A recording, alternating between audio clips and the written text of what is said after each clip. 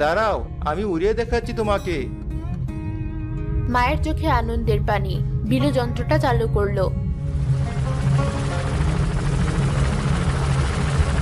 কিন্তু কিছুক্ষণের মধ্যে যন্ত্রটা চুরমার হয়ে ভেঙে পড়ল।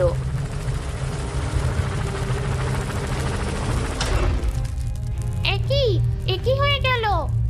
আমার যন্ত্রটা উড়লো না মা, তুমি চিন্তা করো না, আমি আবার বানাবো। তুই কেন এত কষ্ট করছিস বাবা?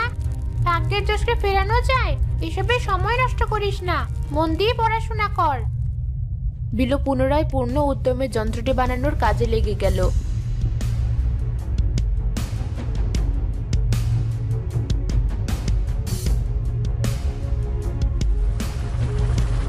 এবার তার যন্ত্রটি কিছুটা উঠতে পারল, কিন্তু তাতেও বাঁধল বিপত্তি। তার উড়ন যন্ত্রটি কিছুটা উপরে উড়ে আছড়ে পড়ল গ্রামের পুরনো এক বটগাছের ডালে।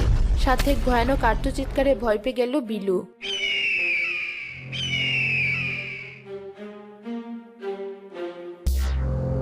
এই হতচ্ছাড়া, কে তুই? আমার ডানা ভেঙে দিলি, আমি এখন উড়বো কি করে? এই হতচ্ছাড়া, দাঁড়া, তোকে দেখাচ্ছি মজা।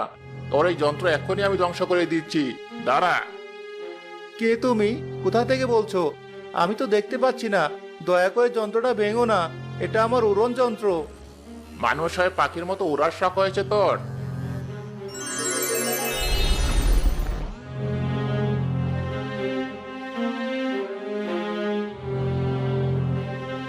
এটা মায়ের জন্য ছিল, আমার মায়ের স্বপ্ন টুকরো টুকরো হয়ে গেল, আমি এখন কি করব? এই ছেলে, তুই সামান্য একটা যন্ত্রের জন্য এমন করে কাঁদছিস কেন? এটা সামান্য যন্ত্র নয়। সে সব খুলে বলল পাখিকে। তবে তা বেশ মুশকিল হলো, আমি তো যন্ত্রখানা ভেঙে ফেলেছি। তবে এক শর্তে তোর যন্ত্রখানা আমি ফিরিয়ে দিতে পারি। কি শর্ত? তুমি কি জাদু জানো?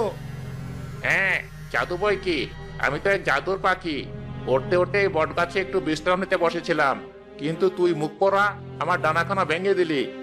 আমি ইচ্ছে করে করিনি জাদু পাখি, তুমি তোমার শর্তটা বলো, আমি মায়ের জন্য যে কোনো কিছু করতে পারি। আমার ডানা জোড়া লাগাতে কিছু জড়বটি ওষুধ লাগবে। আমি তো লোকচক্ষুর সামনে যেতে পারবো না, তোকে ওই ওষুধ এনে দিতে হবে। তুমি শুধু বলো তোমার কি ওষুধ লাগবে, আমি এখনই এনে দিচ্ছি। তবে শোন, আমার লাগবে সোনালী ভৃঙ্গরাজ ফুলের পাতা, মুক্ত ধোয়া পানি, পূর্ণিমায় ফোটা সাদা সঞ্জীবনী ফুল, আর একটা রেশমি সুতো। এ তো বেশ কঠিন কাজ। তা তো বটেই, মায়ের জন্য একটু কষ্ট করবি না? নিশ্চয় করব। বিলু সেদিনের মতো বাড়ি ফিরে এলো। তারপর ভাবতে লাগলো কিভাবে সে জিনিসগুলো জোগাড় করবে।